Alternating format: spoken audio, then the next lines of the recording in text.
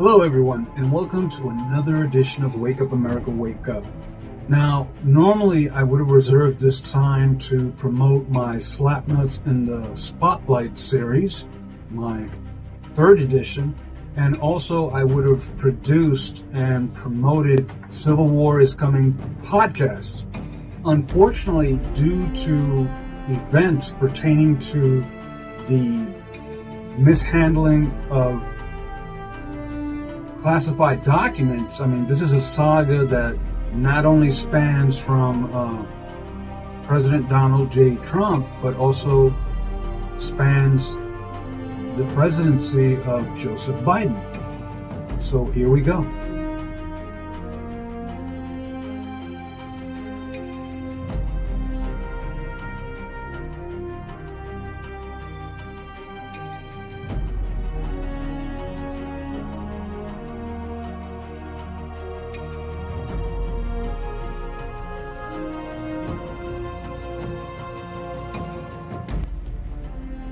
Do you recall my podcast on the DOJ's indictment of Trump 2.0, in which a classified documents probe was conducted against a former president? Remember the infamous June 3rd, 2022 raid on Mar-a-Lago by the FBI in search of the alleged classified documents? And I like that word now, alleged, because it's used a lot. In any case, Attorney General Merrick Garland, under instructions from President Joe Biden, moved quickly to execute the warrant and move forward to indict former President Trump under the recommendation of Special Counsel Jack Smith. With unprecedented speed, former President Trump was accused of breaking 7 laws and charged with 37 felony counts, each related to his retention of hundreds of classified government documents on June 8, 2023.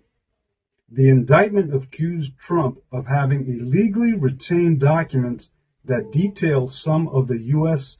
most closely guarded secrets, shared their contents with people without proper security clearance, and stored them in insecure locations. The indictment was the Department of Justice's, the DOJ, their intention to prosecute violations of the Presidential Records Act of 1978, which would be the first time a former president has endured a series of indictments to end his political career.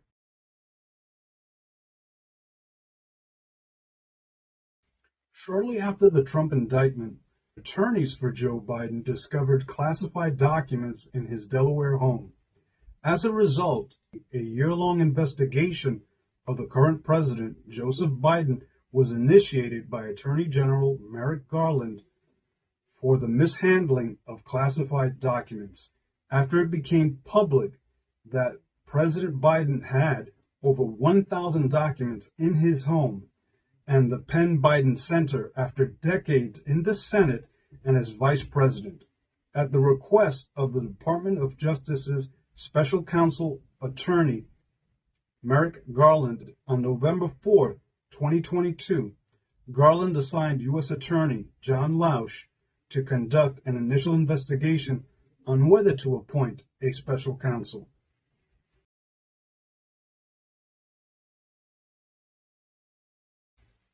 On January 12, 2023, Garland signed an order appointing Robert Hur as special counsel and briefed the public on this decision, who is or was a Trump appointee, to investigate allegations as to whether President Biden improperly handled classified documents. This decision was made evident with over 1,080 documents discovered in President Biden's home and the Penn Biden Center. Furthermore, the discovery revealed that documents with classified markings were found in 2 locations by the president's attorney, who say they immediately notified the National Archives Records Administration and turned them over. The first announcement about the discovery of classified documents found in Washington, D.C., in an office Biden used from mid-2017 until the beginning of his 2020 campaign, came early after former President Trump's indictment. To make matters worse, several days later, Biden's lawyer announced more were found at Biden's home in Delaware.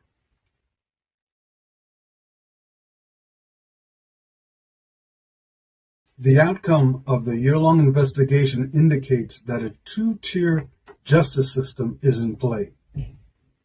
While I conclude that Special Counsel Robert Hur conducted his investigation under federal rules and guidelines, his conclusions are entirely different than those of former President Trump. Hur released a report. In the report, Republican Special Counsel Robert Hur recommended no criminal prosecutions regarding President Biden's retention of classified documents. Here are the conclusions made public earlier this month. The probe uncovered evidence that President Biden willfully retained and disclosed classified materials after his vice presidency when he was a private citizen. Special Counsel Robert Hur stated the following: "We conclude no criminal charges are warranted in this matter." 1. We would reach the same conclusion even if the Department of Justice policy did not foreclose criminal charges against a sitting president. 2. Our investigation uncovered evidence that President Biden willfully retained and disclosed classified materials after his vice presidency as a private citizen. These materials included 1. Marked classified documents about military and foreign policy in Afghanistan, and 2. Notebooks containing Mr. Biden's handwritten entries about issues of national security and foreign policy implicating sensitive intelligence sources and methods. The FBI agents uncovered these materials from the garage, offices, and basement den in President Biden's Wilmington, Delaware home. Doesn't this story sound very, very familiar? However, for the reasons summarized below, now I'm basically reading what Special Counsel Robert Hur had disclosed on a 388-page document. So he goes on to say, however, for the reasons summarized below, the Department of Justice, concluded the evidence does not establish Mr. Biden's guilt beyond a reasonable doubt. The prosecution of Mr. Biden is also unwarranted based on our consideration of the aggravating and mitigating factors outlined in the Department of Justice's principle of federal prosecution. For these reasons, the Department of Justice, declined prosecution of Mr. Biden.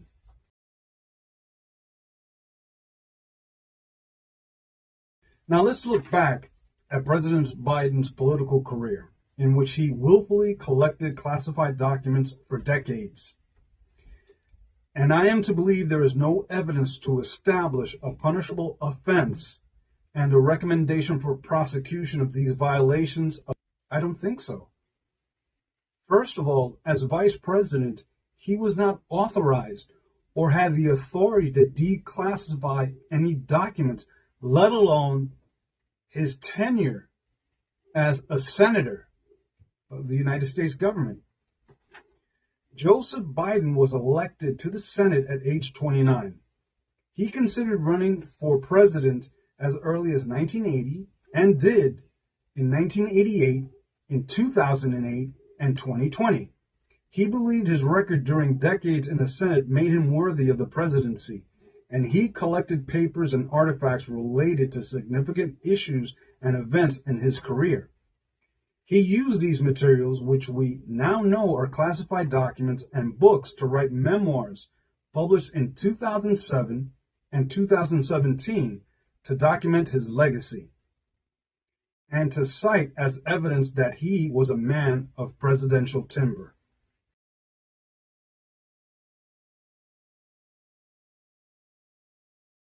Mark Zwonitzer worked with Biden on two memoirs, 2007 Promises to Keep and Promise Me Dad, which was published 10 years later. According to a report made by special counsel Robert Hur, Biden was sloppy in his handling of classified material found at his home and former office and shared classified information contained in some of them with Zwonitzer while the two were working on Biden's second book. Also during his 8 years as vice president, Joe Biden regularly wrote notes by hand in notebooks. Some of these notes are related to classified subjects, including the president's daily briefing and National Security Council meetings, and some of the notes are themselves classified. After the vice presidency, Mr. Biden kept these two classified notebooks in unsecured and unauthorized spaces at his Virginia and Delaware homes. He used some of the notebooks as reference material for his second memoir, Promise Me Dad, published in 2017. To our knowledge, no one has identified any classified information published in Promise Me Dad, but Mr. Biden shared information including some classified information from those notebooks with his ghostwriter. FBI agents recovered the notebooks from the office and basement den in Mr. Biden's Delaware home on January 2023. Hur's report says no criminal charges were warranted against Biden. It says his office considered charging Zwonitzer, who is the ghostwriter, with obstruction of justice because the ghostwriter destroyed recordings of interviews he conducted with Biden while they worked on his second memoir together once he learned of the document's investigation. But Hur also said Zwonitzer offered plausible, innocent reasons for having done so and cooperated with investigators subsequently, meaning the evidence against him was likely insufficient to obtain a conviction. Now, let me get this straight. So the ghostwriter had evidence of conversations about classified documents between himself and then private citizen Joe Biden. And they're not going to prosecute the ghostwriter. I mean, even the ghostwriter admittedly destroyed the interview tapes and his notes. More than likely, he had been alerted to destroy these things. So do you see how this intricate pattern of the destruction of evidence, something very similar in the Hillary Rodham Clinton case, and how she got away with it, and how our current president is now going to get away with as well? Where's the justice? Well, there is none. There is none in a two-tier justice system.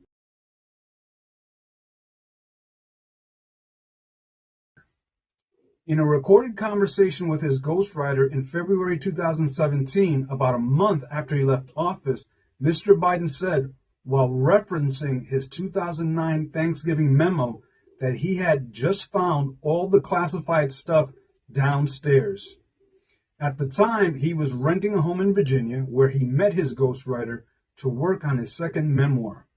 Downstairs from where they met was Mr. Biden's office where he stored his papers. He moved 3 boxes from his Virginia home in 2019, consolidating his belongings in his Delaware home, where FBI agents later found marked classified documents about the Afghanistan troop surge in his garage. Evidence supports the inference that when Biden said in 2017 that he had just found all the classified stuff downstairs in Virginia, he was referring to the same marked classified documents about Afghanistan that FBI agents found in 2022 in his Delaware garage.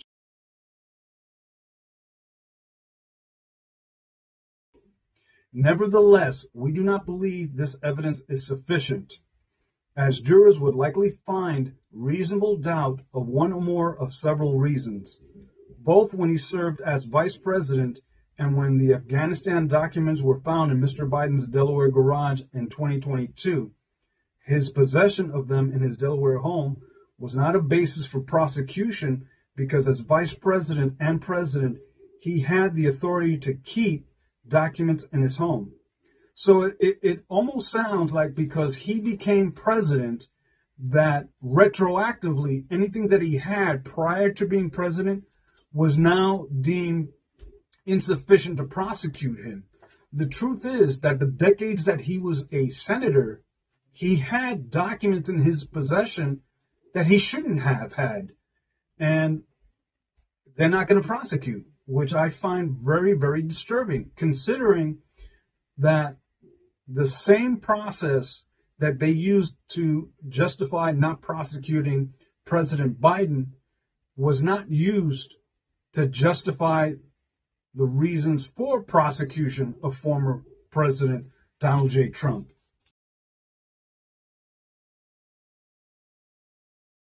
So the evidence against President Joseph Biden is clear, but because of his age and lack of cognitive skills, he will not be prosecuted and continue to hold office unless Congress invokes the 25th Amendment.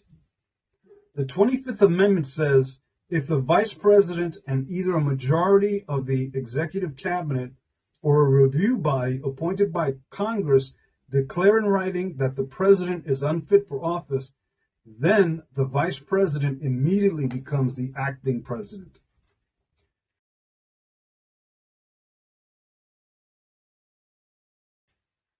We know now that Vice President Kamala Harris has defended her boss as being fit for duty.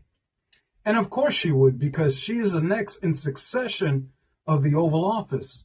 And that would be a disaster, and she knows it.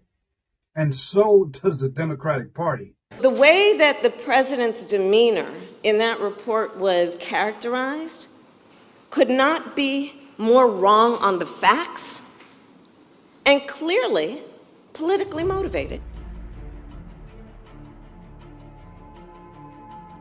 I think that a cognitive test should be administered to the president immediately so that a determination could be made whether or not he's fit to stay in office. Now, in the case of competing arguments about the president's ability to lead, Congress shall decide the issue, the amendment says.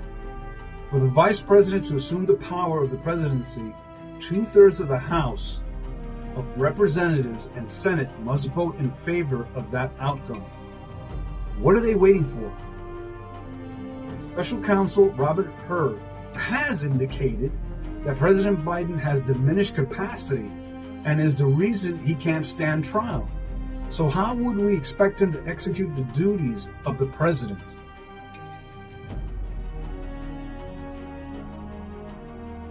So, in conclusion again, he's getting away with murder, and he's probably a senile old man with very limited cognitive skills in the Oval Office who is one finger away from causing a nuclear disaster.